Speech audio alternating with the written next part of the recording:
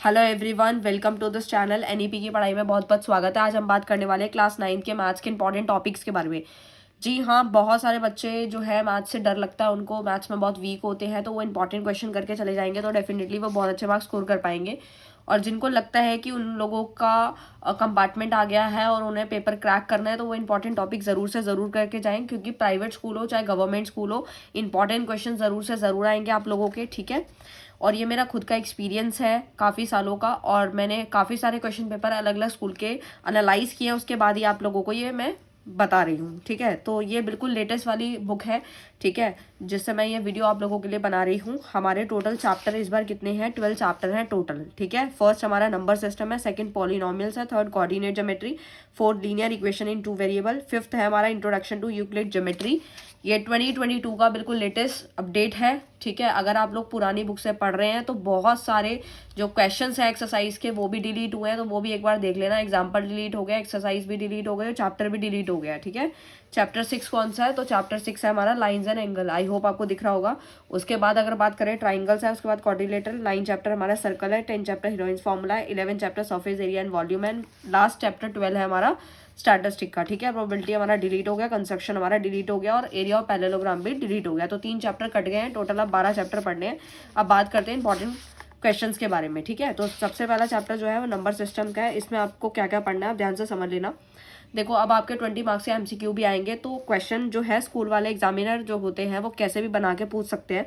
तो आपको एक एक नंबर की तैयारी भी करनी है, क्योंकि अगर आप अच्छा स्कोर करना चाहते हैं तो जो एग्जाम्पल नंबर 1 है वो आपको अच्छे से करके जाना है, क्योंकि यहाँ से आप लोगों का ट्रू फॉल्स वगैरह बन सकता है, तो इसको एक बार गो थ्रू कर लेना है। उसके बाद अगर एग्जाम्पल 2 मैं बोलूँ तो एग्जाम्पल 2 बहुत इंपॉर्टेंट है। डिजिट तो चेंज हो सकती है, वो डिपेंड करता है आपके स्कूल के ऊपर। वो कभी कभी सेम भी दे सकते हैं, कभी कभी अलग भी होगी, ज़्यादातर अलग होती है, बट अगर सेम है तो बहुत अच्छी बात है। ठीक है, तो ये हमारा एग्जाम्पल 2 बहुत इंपॉर्टेंट है। इससे रिलेटेड एक्सरसाइज जो है हमारी 1.1 का क्वेश्चन नंबर 2 और 3 जो है वो इंपॉर्टेंट है। ठीक है, उसके बाद अगर मैं बात करती हूँ एग्जाम्पल नंबर 3 की, तो अगर आपने नंबर लाइन पे सीखना है कि रूट 2 को कैसे रिप्रेजेंट करना है। यहाँ पे नंबर प्राइम नंबर कोई भी हो सकता है, 2, 3, 5, 7 कोई भी नंबर हो सकता है जो आपको यहाँ पे लोकेट करने को दिया जाएगा, तो वो आपको अच्छे से कर लेना है। उसके बाद जो है आप लोगों का क्या बोलते हैं 1 पॉइंट, अगर मैं 3 पे आ जाती हूँ तो 1.3 के अंदर क्वेश्चन नंबर 3 और क्वेश्चन नंबर 4 को बहुत अच्छे से करना है।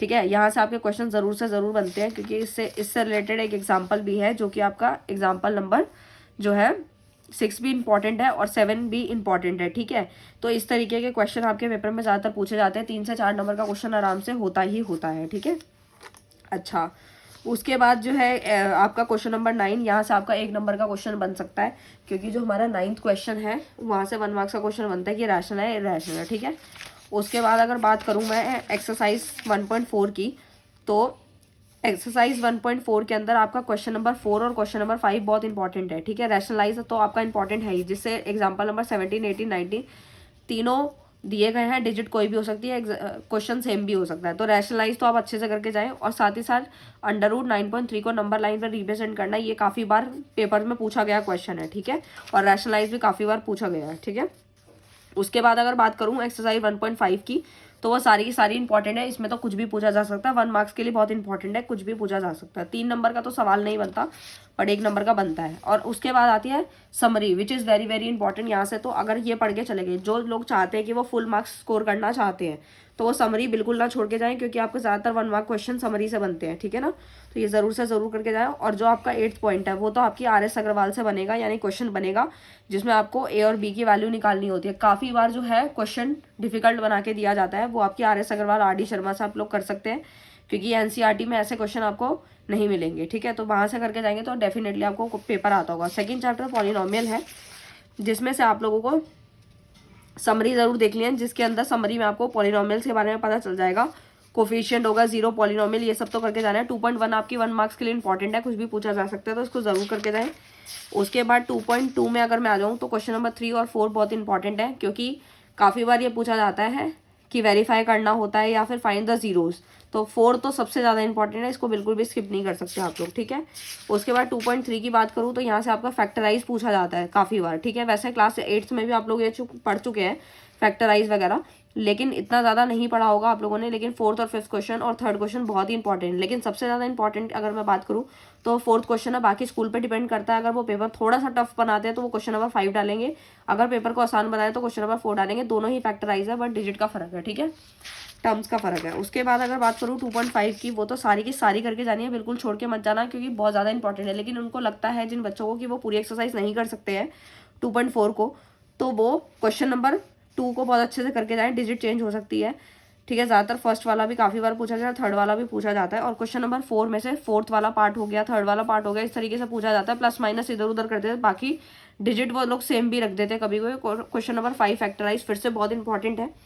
उसके बाद हमारा आता है क्वेश्चन नंबर 8, क्वेश्चन नंबर 9, 10, 11, ये सारे बहुत इंपॉर्टेंट है, ठीक है। तो मैं तो कहूँगी कि आप पूरी की पूरी एक्सरसाइज करके जाएं। बाकी जिनको लगता है पूरी नहीं हो सकती तो वो ये जरूर से जरूर करके जाएं। क्वेश्चन नंबर 2, 4, 5, 8, 9 और 10, ठीक है, ये जरूर करके जाएं। और समरी तो आपको बिल्कुल नहीं छोड़नी है। जो चाहते हैं कि एक एक नंबर को अच्छे से अटेम्प्ट करके पूरे अच्छे मार्क्स स्कोर करना, तो समरी जरूर पढ़ लें, क्योंकि इसमें मोनोमियल, बायनोमियल, ट्राइनोमियल, ये सारी की सारी आपको पता होनी चाहिए। यहाँ से 1 मार्क क्वेश्चन बनेंगे, ठीक है। थर्ड चैप्टर है कोऑर्डिनेट ज्योमेट्री का। तो डिपेंड ये भी करता है कि आपका स्कूल जो है वो किस तरीके का करिकुलम, कितना टफ पेपर बनाता है या इजी बनाता है। ज़्यादा टफ आता नहीं है, बट कुछ आरएस के क्वेश्चन भी डाले जाते हैं, उसके ऊपर मैं अलग से वीडियो बना दूंगी। लेकिन जो हमारा कोऑर्डिनेट ज्योमेट्री है वो आप एनसीईआरटी से तो बेसिक करके जाए। जैसे क्वेश्चन नंबर 2 बहुत इंपॉर्टेंट है, मैंने काफ़ी बार स्कूल में देखा है बच्चों को same as it is question दिया होता है, लेकिन जैसे इसमें आप लोगों के 8 पार्ट है तो कोई भी 3 या 4 दे दिए जाते हैं, 3-4 नंबर में दे दिया जाता है। क्वेश्चन नंबर 2 बहुत इंपॉर्टेंट है, डिजिट चेंज भी हो सकती है, बाकी सेम भी दे देते हैं, ठीक है। 3.2 से आपको ये करना है, बेसिक तो आप करके जाएंगे ही जाएंगे, राइट। उसके बाद अगर मैं चैप्टर नंबर 4 पे आ जाऊंगी, चैप्टर नंबर 4 है linear equation in 2 variable. Linear equation in 2 variable की अगर मैं बात करती हूँ तो उसमें से क्या इंपॉर्टेंट है, एग्जाम्पल नंबर 2 बहुत इंपॉर्टेंट है, क्योंकि काफ़ी बार जो है वो पूछा जाता है आप लोगों से, ठीक है। उसके बाद अगर मैं बात कर लेती हूँ आप लोगों के एग्जाम्पल नंबर 3 और 4, वो तो बहुत इंपॉर्टेंट है, सोल्यूशंस निकालने होते हैं। जैसे इसके अंदर 4 दिए गए हैं, 2 दिए गए हैं, 3 भी पूछ सकता है, 2, 4 कुछ भी पूछ सकता है, तो आपको सोल्यूशंस निकालने आने चाहिए। और 4.2 से क्वेश्चन नंबर 2, 3, 4 अच्छे से कर लेना। फिफ्थ वाला चैप्टर तो बहुत कम मार्क्स का आता है, इसलिए आपको बस गो थ्रू करना है, इसकी समरी पढ़ लेना काफ़ी है, ठीक है, कुछ भी पूछा जा सकता है। और बात करें 6 चैप्टर की लाइंस एंड एंगल की, तो लाइंस एंड एंगल में आपको क्या करके जाना है, ये चैप्टर बहुत इंपॉर्टेंट है लाइंस एंड एंगल का। थ्योरम तो very very important, theorem number 6.1 को अच्छे से कर लेना। एग्जाम्पल 1, 2 इंपॉर्टेंट है, मैं तो कहूँगी पूरा चैप्टर अच्छे से कर लेना। बट जो सारा नहीं कर सकते हैं वो 6.1 के क्वेश्चन नंबर फर्स्ट को अच्छे से कर लें। वैसे पूरी की पूरी चैप्टर ही इंपॉर्टेंट है, कुछ भी पूछा जा सकता है, वो डिपेंड करता है आपके टीचर के ऊपर कि वो क्या क्वेश्चन डालना चाहते हैं, ठीक है। बट क्वेश्चन नंबर 1, 2, 3, 5 और 6 ज़्यादा इंपॉर्टेंट है। बहुत बार पेपर में देखती हूँ मैं, कभी 2 वाला पूछा जाता है, कभी 6 वाला पूछा जाता है, बट सबसे ज़्यादा इंपॉर्टेंट अगर मैं बोलूँ तो क्वेश्चन नंबर 1 सबसे ज़्यादा इंपॉर्टेंट है। क्वेश्चन नंबर 5 बहुत इंपॉर्टेंट है। क्वेश्चन नंबर 6 सबसे ज़्यादा इंपॉर्टेंट है। 5, 6 तो बहुत ज़्यादा, इनको तो बिल्कुल मत छोड़ना, ठीक है। उसके बाद अगर मैं बात करती हूँ एग्जाम्पल नंबर 6 की, ये भी बहुत बार पूछा जाता है। अगर पेपर को थोड़ा सा वो हार्ड बनाते हैं तो एग्जाम्पल 6 को जरूर डालते हैं। 6.2 के अंदर क्वेश्चन नंबर 3, 4, 5 तो बहुत इंपॉर्टेंट है, ये तो करके ही जाए।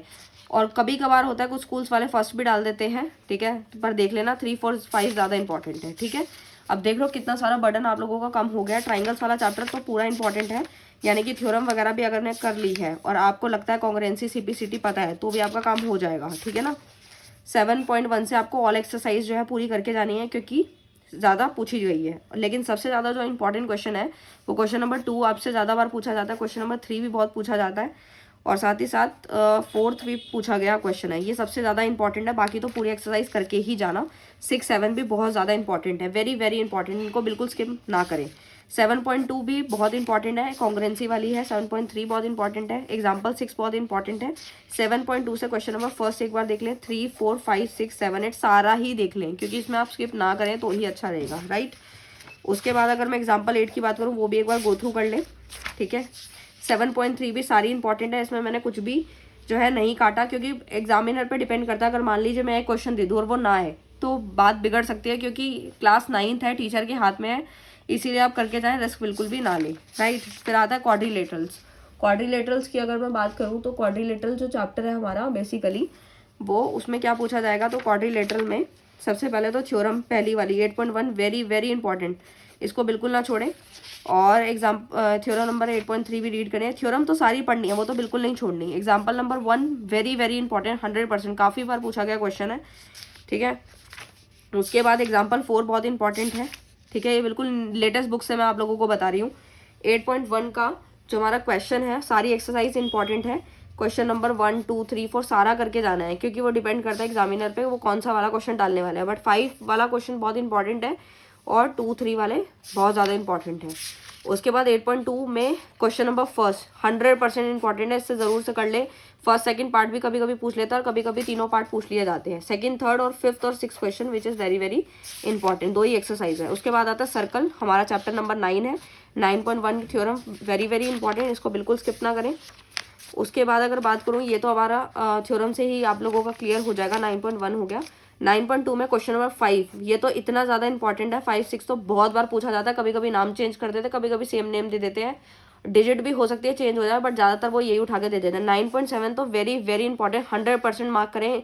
जिसके ऊपर 100% लिख रही हो, वेरी वेरी इंपॉर्टेंट बता रही हूँ, तो वो तो बिल्कुल ना छोड़े, क्योंकि वो आपको पेपर में पास कराने वाला है, ठीक है। अच्छा, उसके बाद बात करें अगर हम 9.3 की, तो क्वेश्चन नंबर 3 4 5 7 और 8 इनको ज़रूर से ज़रूर कर लें, स्किप बिल्कुल भी ना करें। और साथ ही साथ क्वेश्चन नंबर 9 भी बहुत बार पूछा गया है, ठीक है। उसके बाद 10 चैप्टर आता है हीरोइंस फार्मूला का, जिसमें एग्जाम्पल नंबर 1 2 काफ़ी बार पूछा जाता है, बट जो सबसे ज़्यादा बार मैंने देखा है एग्जाम्पल 3 भी बहुत इंपॉर्टेंट है, क्योंकि इस बार तो आप लोगों की एक ही एक्सरसाइज है 10.1, दूसरी वाली डिलीट हो गई है, जिसमें से question number 3 4 5 6 very very important. लेकिन सबसे ज़्यादा जो पूछा जाने वाला सवाल होता है आपके पेपर में, वो है question number 4 very important, 5th very important, ठीक है, या बिल्कुल नहीं छोड़ सकते। और कईयों के स्कूल में क्वेश्चन नंबर फर्स्ट जो पेपर को हार्ड बनाना चाहते हैं, तो वो फर्स्ट क्वेश्चन को भी डाल देते हैं, लेकिन सबसे ज़्यादा 4 5 6 पे ध्यान दें आप लोग, ठीक है। उसके बाद 11 chapter surface area and volume है, इसमें से आपकी काफ़ी सारी एक्सरसाइज डिलीट हो गई हैं। फर्स्ट एग्जाम्पल, सेकंड एग्जाम्पल तो ज़रूर कर लें। उसके बाद आपके 11.1 से क्वेश्चन नंबर 1 2 5 6 7 8 ज़रूर कर लें। उसके बाद जो है आपका एग्जाम्पल नंबर 6 7 बहुत ज़्यादा इंपॉर्टेंट है, ये तो इतने ज़्यादा इंपॉर्टेंट है 100% मार्क कर लें, कभी कभी डिजिट भी सेम आ जाती है। 11.2 से आपको क्वेश्चन नंबर 4 8 9 और 6 जरूर करना है, इनको बिल्कुल भी स्किप नहीं करना। 11.3 में क्वेश्चन नंबर 3 4 5 7 8 7 और 9 है, ठीक है, ये ज़रूर से ज़रूर करके जाएं। एग्जाम्पल 10 11 12 तो सारे ही इंपॉर्टेंट, लेकिन सबसे ज़्यादा मैं इंपॉर्टेंट अगर बताऊँ तो वो एग्जाम्पल नंबर 11 और 12 है, ठीक है, ये ज़्यादा बार पूछेगा। सिंपल पूछना चाहता है तो एग्जाम्पल 10 भी पूछ लेता है। 11.4 से आपका क्वेश्चन नंबर 2 3 6 8 और 10 मैं बताती जा रही हूँ, रिपीट कर रही हूँ, इसीलिए फॉर्मूले ज़रूर से ज़रूर करके जाएं। कभी कभी एग्जामिनर बहुत हल्का क्वेश्चन भी डाल देता है आपके पेपर को आसान बनाने के लिए, डिपेंड करता है स्कूल के ऊपर, बड़ा फॉर्मूले तो जरूर करके जाए ही जाएं, ताकि आपका कोई भी क्वेश्चन आए तो आप कर सकें। लास्ट चैप्टर हमारा स्टैटिस्टिक्स का, जिसमें से क्या आता है वो देखें। काफ़ी सारी एक्सरसाइज डिलीट हो गई हैं, बट इसके अंदर बार ग्राफ जो है आप लोगों को बनाना आना चाहिए, हिस्टोग्राम पॉलीगॉन सब पता होना चाहिए।